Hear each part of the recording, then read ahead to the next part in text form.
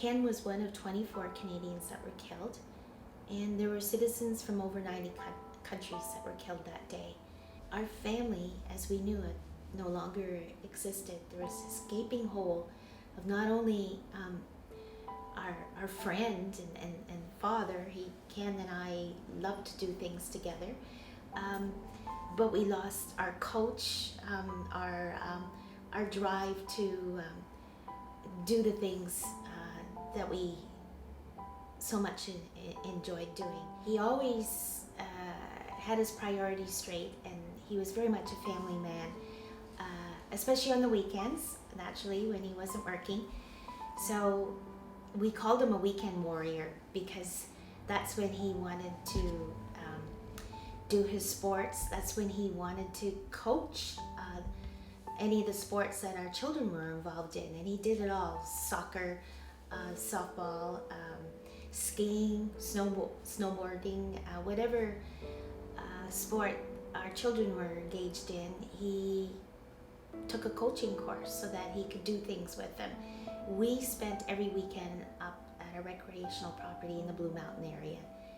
We just loved it up there. It's a 4-season recreational area, and that's what we did every Friday. Got in the car and went north. I turned on the TV in the morning of September the 11th and watched with horror as the events unfolded. I knew my late husband Ken was in the World Trade Center. Ken did call his mother. He knew that I was on a layover. I didn't carry a cell then. And his message to his mother was, "Mom, I'm on the 106th floor of the World Trade Center. The room is full of smoke. I don't know how I'm going to get out. The roof is blocked. The sky is closed shortly after 9/11, and I didn't get home until Friday." So I spent 4 full days and nights knowing that exactly where my husband was, and I was glued to the television at the time. Thankfully, my daughter was at Ryerson at the time.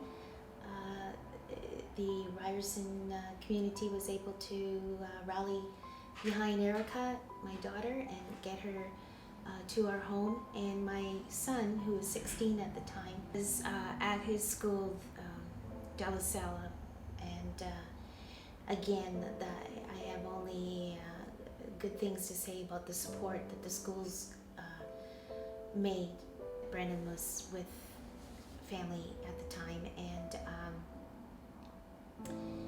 their concern was not only for their father, knowing where he was, but they were concerned that I was trapped overseas. It takes such a long time to get through the emotional and financial trauma of being sometimes, often, suddenly victimized, that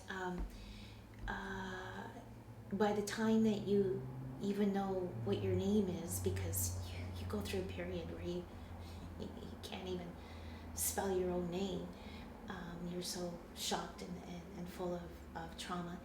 By the time you get to a point where you can start seeing more clearly, other people are quick to say, well, move on. And you're only arriving at a place where you can comprehend what happened. So that's when you have to reach out and try to connect with professionals, psychologists, psychiatrists, social workers, victim service organizations, and say, how can I best get through this? One of the things I frequently see in grief is for the people who are allowing themselves to feel sad and all the other feelings, of which sad is just one, and process through it. They'll often get to a point where eventually their memories of that person are a comforting thing as opposed to just a painful triggering thing. Whereas quite often when people are trying really hard not to think about the death or maybe the person who died, it can be years down the road, and when they think of that person or any of the memories, it can still just be hard and painful. And so I try to help people get to a point where they can sort of reclaim a lot of those memories, and they're not just painful, they're actually comforting again. My daughter decided that maybe her love of journalism could be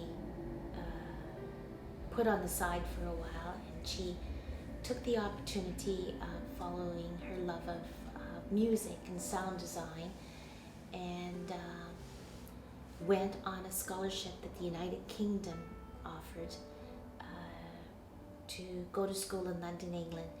And happily, she was able to follow her passion there. She has a wonderful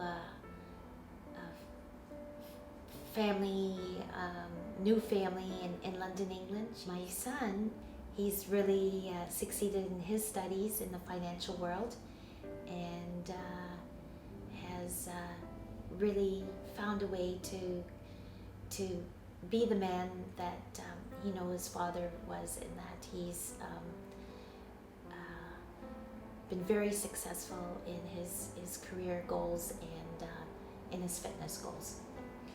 My children have handled this with resolve and strength that has surprised me.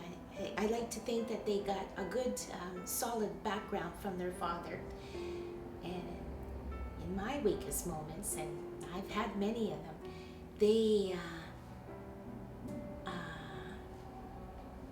they've come together to help show the way through the fog